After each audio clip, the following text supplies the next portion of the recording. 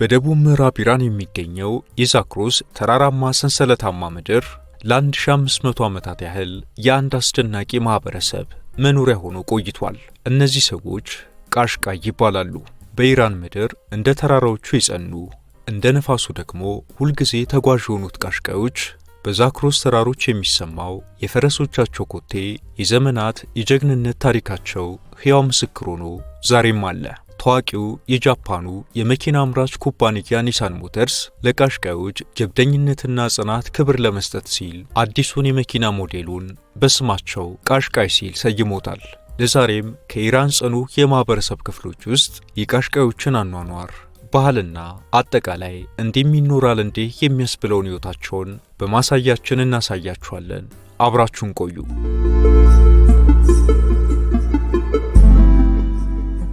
ቃሽቃዮች ተጓዦች ብቻ አይደሉም። የተፈጥሮን መንገድ ተከትለው የሚኖሩ በታሪክ ማዕበል ውስጥ ማንነታቸውን ጠብቀው የቆዩ የነጻነት አርማዎች ናቸው። ዛሬ በኢራን ውስጥ ካሉ ዘላኖች ትልቁን ድርሻ የሚይዙት ቃሽቃዮች ናቸው። የሕዝባቸው ቁጥር ወደ 1.5 ሚሊዮን ይገመታል። ቃሽቃዮች የዘር ግንዳቸው ከቱርክ የሚመዘዝና የኦጉዝ ቱርኪክ ቋንቋን ይናገራሉ። በውስጣቸው ሉሮች፣ ኩርዶች፣ አረቦችና ፋርሳውያንን አቅፎ ይዘዋል። ቃሽቃዮች በዋነኛነት መገኛቸው ደቡብ ኢራን ነው። የቃሽቃይ ታሪክ ከመካከለኛው እስያ ተነስቶ እስከ ደቡብ ኢራን ተራሮች ድረስ የዘለቀ የጉዞ ውጤት ነው። ቃሽቃዮች በ11ኛውና 12ኛው ክፍለ ዘመን በሱልጁክ ቱርኮች መስፋፋት ወቅት ወደ ኢራን የገቡ ሲሆን ከብት የማርባት ባህላቸውንና ቋንቋቸውን ይዘው መጥተዋል።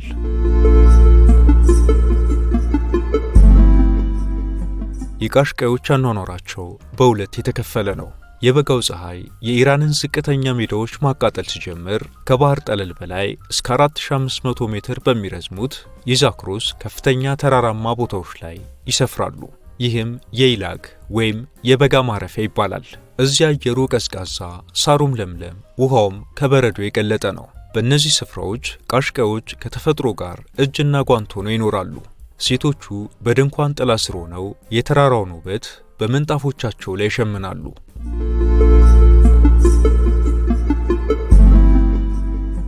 ክረምቱ ሲመጣና ብርድ በተራራው ላይ መሬድ ሲሆን በረዶም ከፍታዎቹን ሲሸፍን ቃሽቃዮች ወደ ሁለተኛው መኖሪያቸው ወደ ቂሽላግ ይወርዳሉ። ይህ ስፍራ ደግሞ የሚገኘው በፋርስ ባህረ ሰላጤ አቅራቢያ በሚገኙት ሞቃታማና ሰፋፊ ሜዳዎች ላይ ነው። በሁለቱ ቦታዎች ላይ የሚደረገው ጉዞ ኩች ወይም ታላቁ ፍልሰት ይባላል። በዓመት 2 ጊዜ ቃሽቃዮች መላ ሀብታቸውን፣ ድንኳናቸውንና ከብቶቻቸውን ይዘው እስከ 500 ኪሎ ሜትር የሚረዝም የጀብዱ ጉዞ ያደርጋሉ። ይህ ጉዞ ብቻ አይደለም፣ ታላቅ በዓልም ጭምር ነው። በሺዎች የሚቆጠሩ በጎችና ፍየሎች እንዲሁም ግመሎችና በፈረስ ላይ የተቀመጡ ጀግኖች የሺራዝን ከተማና ገደላማ መንገዶችን እያቋረጡ ሲሄዱ የሚፈጥረው ትዕይንት የመሬት ገጽታውን ይቀይረዋል። በዚህ ጉዞ መካከል የሚወለዱ ሕፃናት፣ የሚዘፈኑ የጀግንነት ዜማዎችና በጋራ የሚታለፉ ፈተናዎች የቃሽቃይን ሕዝብ አንድነት እንደ ብረት ያጠነክሩታል። በዚህ ሜዳ ላይ ሕይወት ረጋ ያለች ናት። ከባድ የክረምት ቁር የለም። ከብቶቻቸውም በሜዳቸው ላይ እንዳሻቸው ይግጣሉ። ይህ ስፍራ ለቃሽቃዮች መጠለያቸው፣ ለከብቶቻቸው ደግሞ የሕይወት መቆያቸው ነው። ከሁሉ በላይ የሚያስደንቀው ግን እነዚህን ሁለት ስፍራዎች የሚያገናኛቸው ድልድይ ነው። ይህ ጉዞ ለከብቶቻቸው ግጦሽ ፍለጋ ብቻ ሳይሆን ለዘመናት ሲወርድ ሲዋረድ የመጣ በነጻነት በምድራቸው ላይ የመፍሰስና የጥንካሬ ምልክት ነው።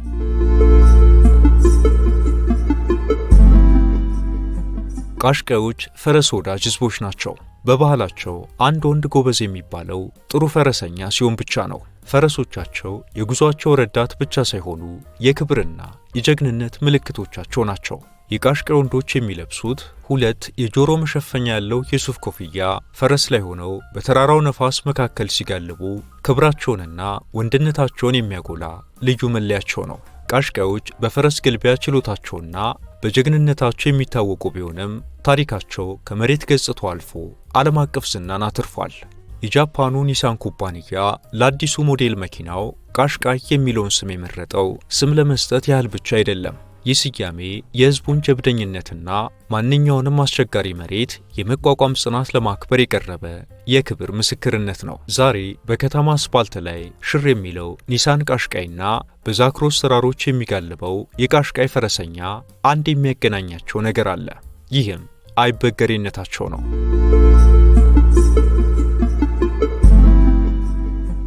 ስለ ነገዱ ስደት፣ ስለ መሪዎቻቸው ካኖች ጀግንነትና ስለ ጥንታዊ ጦርነቶች የሚተርኩ ግጥሞችና ዜማዎች ሲንቆረቆሩ ልክ እንደ እምቢልታ ያለ መሳሪያና ደወል የተባለ ባለ 2 ገጽ ከበሮ መሳይ ባህላዊ መሳሪያዎች አብረው ይጫወታሉ። ሰርግ ለቃሽቃዮች የጥበብና የደስታ መገለጫ ነው። ሰርግ ለብዙ ቀናት የሚቆይና በሜዳ ላይ የሚከበር ታላቅ ድግስም ነው። ሙሽራዋ በነጭ ልብስ ተሸፍና በፈረስ ላይ ሆና ትመጣለች። ይሄኔ የጨርቅ ዳንስ ወይም ናፕኪን ዳንስ የተባለው ባህላዊ ጭፈራ በሰፊው ይከናወናል።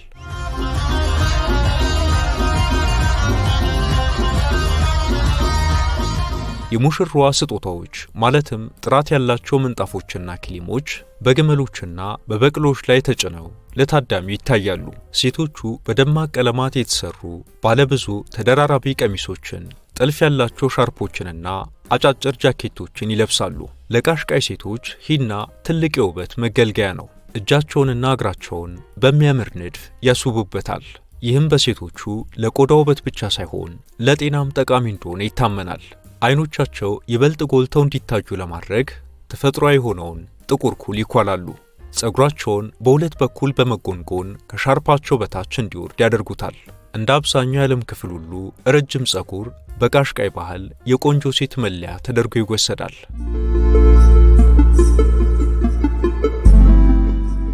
በጥንታዊው የቃሽቃይ ባህል ሴቶች በፊትና እጆቻቸው ላይ ትናንሽና ትርጉም ያላቸውን ንቅሳቶች ያኖራሉ። ለምሳሌ ኮከብ፣ ነጥብ ወይም አበባ እንዲያደርጉ ይበረታታል። ይህም ከክፉ ዓይን እንደሚከላከልና ውበትን እንደሚጨምር ይታመናል። ቃሽቃዮች በምሽት በድንኳኖቻቸው ዙሪያ እሳት አንድደው እየሞቁ የሚተርኳቸው የጀግንነት ታሪኮች፣ የሚቀኟቸው ግጥሞችና የሚዘፍኗቸው የባህል ዜማዎች ታሪካቸው ለትውልድ እንዲተላለፍ አድርጓል። ቃሽቃዮች እንግዳ ወዳጆችም ናቸው። ወደ ጥቁር ድንኳናቸው የገባን ሰው በወተት በሻይና ትኩስ ዳቦ ይቀበሉታል።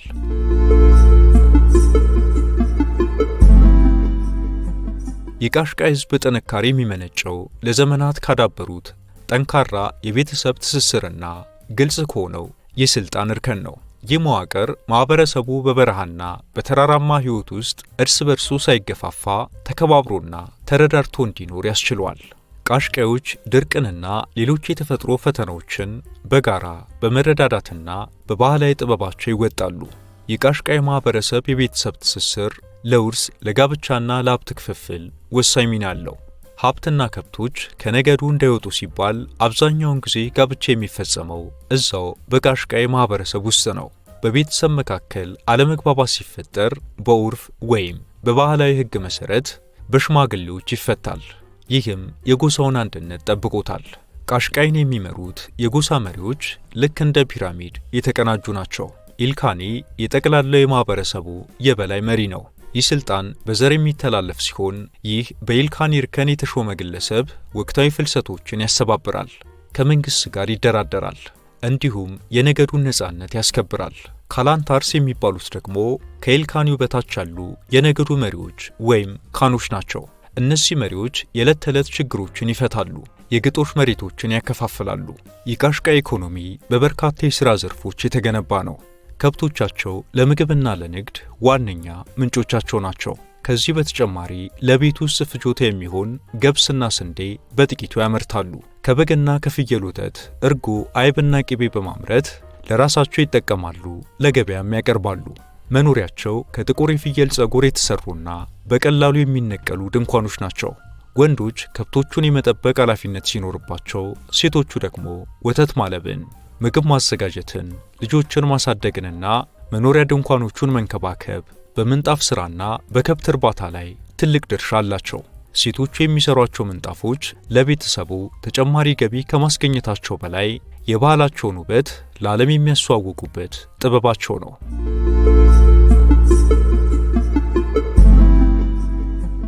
የቃሽቃይ ሕዝብ ምግብ ልክ እንዳኗኗራቸው ሁሉ ከተፈጥሮ ጋር የተቆራኘ ቀላል ግን ደግሞ እጅግ ጠቃሚ ንጥረ ነገሮችን የያዘ ነው። በየወቅቱ ከሚለዋወጠው የዛክሮስ ስራሮች የአየር ንብረት ጋር ለመላመድና ያንን ረጅም የፍልሰት ጉዞ ለመቋቋም ለሰውነት ብርታት የሚሰጡና ለረጅም ጊዜ የሚቆዩ የምግብ አይነቶችን አዳብሯል። የበግና የፍየል ወተት ለነሱ ነጭ ወርቅ ነው። ካሽክ ከወተት የሚዘጋጅ ሲሆን ለረጅም ጊዜ ሳይበላሽ ስለሚቆይ ለጉዞ በጣም አመቺ ነው። በተጨማሪም እርጎና ትኩስ ቅቤ በየቀኑ በድንኳናቸው ውስጥ የማይጠፉ ምግቦች ናቸው። ሴቶቹ በማለዳ ተነስተው ሳጅ በሚባለው የብረት ምጣድ ላይ ቀጭንና ጣፋጭ ዳቦዎችን ይጋግራሉ። በልዩ በዓላትና በሰርግ ወቅት ደግሞ በግ ታርዶ በከሰል ላይ የሚጠበሰው ካባብ ጥብስ የማህበረሰቡ ትልቅ የክብር ምግብ ነው።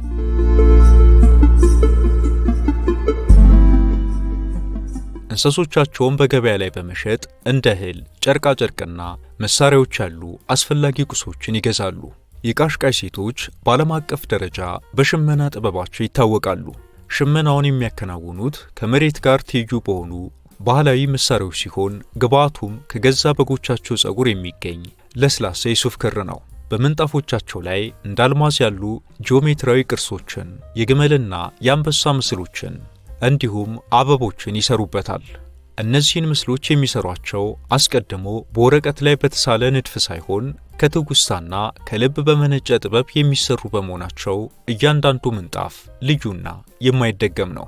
ቀለሞቹን የሚያገኟቸው ከተፈጥሮ ነው። ለምሳሌ ሰማያዊ ቀለምን ከኢንዲጎ ተክል፣ ቀይ ቀለምን ማደር ከተባለው የተክል ስር እንዲሁም ቡናማ ቀለምን ከወልነት ቅርፊት ያዘጋጃሉ። እነዚህ ምንጣፎች በሺራዝ ገበያ ላይ የሺራዝ ምንጣፍ በሚል ስም በሰፊ ይታወቃሉ።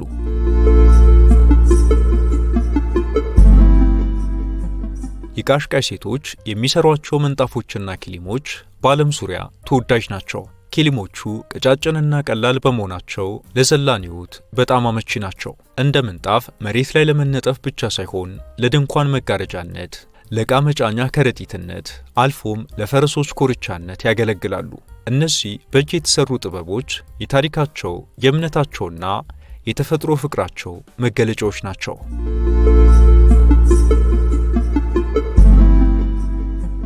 መሐመድ ባህማን ቤጊ የቃሽቃይ ሕዝብ ኩራትና የኢራን የዘላኖች ትምህርት መስራች የሆነ ታላቅ ሰው ነው። ሰውየው በቃሽቃይ ማህበረሰብ ውስጥ የነበረውን ከቀለም ትምህርት የመራቅ ችግር በትምህርት ብርሃን የለወጠ የለውጥ አባት ተደርጎ ይታያል።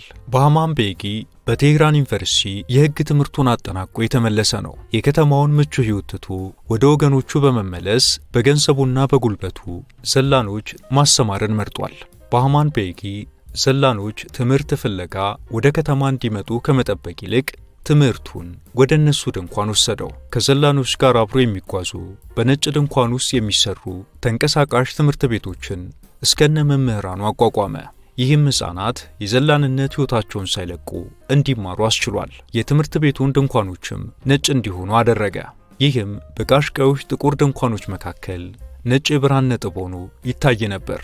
በ1970ዎቹ መጀመሪያ ላይ ላከናወነው አስደናቂ የትምህርት ሥራ ከዩኔስኮ ሽልማትና ዓለም አቀፍ ዕውቅናን አግኝቷል። ባህማን ቤጊ ትምህርት የነጻነት መሳሪያ ነው ብሎ ያምናል። በሱ ጥረት ዛሬ በሺዎች የሚቆጠሩ የቃሽቃይ ልጆች ዶክተሮች፣ ኢንጂነሮችና ምሁራን እንዲሆኑ መንገድ ከፍቷል። የዓለም ስፖርት ኮከብ የሚባለው በ1991 የተወለደው ሚላድ ቤጊ የቃሽቃይ ዝርያ ያለው ታዋቂ የቴኳንዶ ተወዳዳሪ ነው። ሚላድ ቤጊ በ2016 በሪዮ ኦሎምፒክ የናስ ሜዳሊያ ያሸነፈ ሲሆን 2 ጊዜ ደግሞ የዓለም ሻምፒዮን መሆን ችሏል። ይህም የቃሽቃይ ወጣቶች በዓለም አቀፍ መድረክ ያላቸውን ብቃት ያሳየ ኩራት ነው። በኢኮኖሚ ለውጥ፣ በትምህርት ማነስና በመሬት ይዞታ ውዝግብ ምክንያት ብዙዎቹ ከተማ መኖር ቢጀምሩም ልባቸው ግን አሁንም ከተራራውና ከነፋሱ ጋር ነው። በከተማም ቢኖሩ ባህላዊ አልባሳታቸውን፣ እንግዳ ተቀባይነታቸውንና ጠንካራ የቤተሰብ ትስስራቸውን አሳልፈው አልሰጡም። የቃሽቃይ ሕዝብ ታሪክ የሽግግር ታሪክ ነው። በአንድ ወቅት ሙሉ ለሙሉ ዘላን የነበረው የማህበረሰብ ዛሬ በዘመናዊነትና በባህል መካከል ያለውን ሚዛን ጠብቆ የሚኖር ሕዝብ ሆኗል። ዛሬ ቃሽቃዮች ከፊል ዘመናዊነትንም ወስደው ጉዟቸውን የሚያደርጉት በግመልና በፈረስ ብቻ ሳይሆን ዘመናዊ መኪኖችንም ጭምር በመጠቀም ነው። በከተማ የሰፈሩትም ቢሆኑ ወቅቱን ጠብቀው ወደ ዘመዶቻቸው የግጦሽ ስፍራዎች በመሄድና በባህላዊ በዓላት ላይ በመሳተፍ ከታሪካቸው ጋር ያለውን ትስስር አስቀጥለዋል።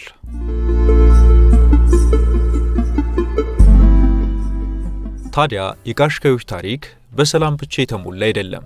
በ18ኛው ክፍለ ዘመን ራሳቸውን የቻሉ ጠንካራ ኃይል ሆነው ቢወጡም በተለያዩ የኢራን መንግስታት ከፍተኛ ተጽዕኖ ደርሶባቸዋል። በ19ኛዎቹ የሬዛ ሻህ መንግስት በግዴታ እንዲሰፍሩ ጠመንጃቸውን እንዲያስረክቡና መሪዎቻቸውንም በመግደል ዘላንነታቸውን ለማጥፋት ሞክሮም ነበር። ሆኖም ቃሽቃዮች እንደ ተራራቸው ጽኑ በመሆናቸው ከሁለተኛው ዓለም ጦርነት በኋላ እንደገና በጠንካራ ትስስራቸው ወደ ነፃ የዘላንነት ሕይወታቸው ተመልሰዋል።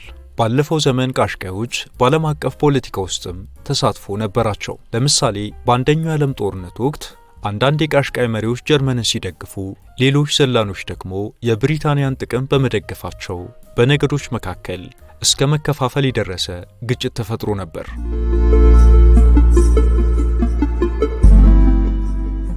የቃሽቃይ ሕዝብ ሕይወት ልክ እንደ ቋንቋቸው በታሪክና በተፈጥሮ የተገመደ ነው። በፋርስ ተራሮች መካከል የሚሰማው የቱርኪ ቋንቋቸውና በየወቅቱ የሚያደርጉት ረጅም ጉዞ የማንነታቸው መገለጫዎች ናቸው። ዛሬ ቃሽቃዮች በዘመናዊ ዓለም ጫናና በጥንታዊ ዘላንነት መገናኛ መንገድ ላይ ቢቆሙም ልባቸው ግን አሁንም በንፋስ በሚወዛወዙት ጥቁር ድንኳኖቻቸውና በፈረሶቻቸው ኮቴ ውስጥ ይገኛል። ቃሽቃይ መሆን ማለት መጓዝ ብቻ አይደለም። ቃሽቃይ መሆን ታሪክን ተሸክሞ ለነጻነት መጋለብና በትውልዶች መካከል የማይበጠስ የደም ውህደት መፍጠር ማለት ነው። ይህ ሕዝብ ትላንት በተራራው ከፍታ ላይ እንደነበረው ሁሉ ዛሬም በከተሞችና በዘመናዊ ዓለም ውስጥ የራሱን ልዩ አሻራ እያሳረፈ የነገን ተስፋ ይሸምናል። አብራችሁን ስለቆያችሁ እናመሰግናለን። ላይክ እና ሳብስክራይብ በማድረግ እንዲሁም የተሰማችሁን ኮሜንት ላይ በማስፈር አጋርነታችሁን እየጠየቅን በዚህ ጉዳይ ላይ ቢሰራ የምትሉት ቢኖር ሁሌም ዝግጁ ነን። የዛሬውን አበቃን። በያላችሁበት ሰላም